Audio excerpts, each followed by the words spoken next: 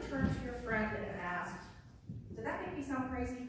Yeah, me too. But have you ever had your friend turn to you and say, whoa, you sound crazy, and get upset, and even defensive over such an outlandish critique? Yeah, me too. So this stigma, this contradiction, the way we feel compelled enough to lightly joke about being crazy, but are unable to accept that we may actually sound or act crazy sometimes, and then appreciate that someone had the guts to be honest with us. That's the conversation I want to have with you tonight, and ultimately at TEDx in the fall. So approximately 1 out of 5 Americans suffer from some form of mental illness. But the real scary statistic is that nearly 50% of mental illnesses go undiagnosed. So my mother found herself in that 50% of undiagnosed, severely mentally ill individuals. She was 47 years old. She was a successful businesswoman, and she was a brand new grandmother when she was arrested in 2012.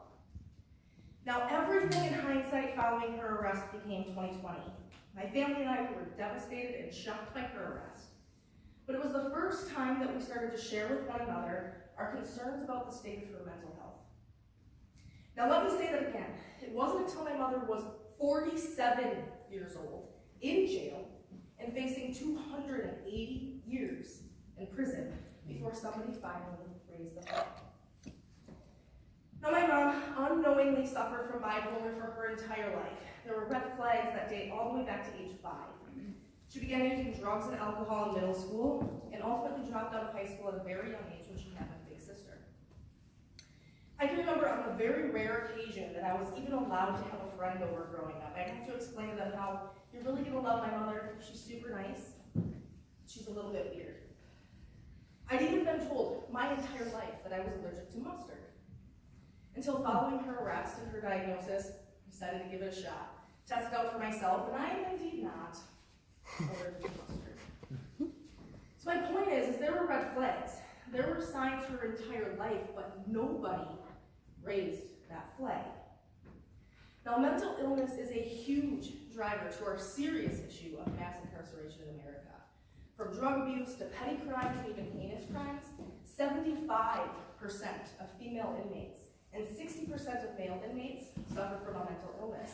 And I have to ask myself, did nobody raise the flag until we got to this point?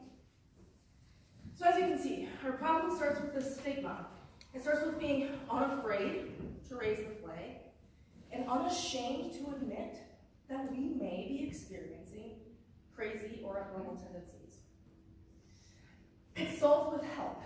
We need better access to mental health in this country because until we do, we continue to force these people into mass incarceration, into solitary confinement, in this never-ending circle of suffering and punishment. And this does not have to be another family story. So this fall, let me come back and share a little bit more about myself and my story and my family's story, and let's help get people help instead of just locked up. Thanks.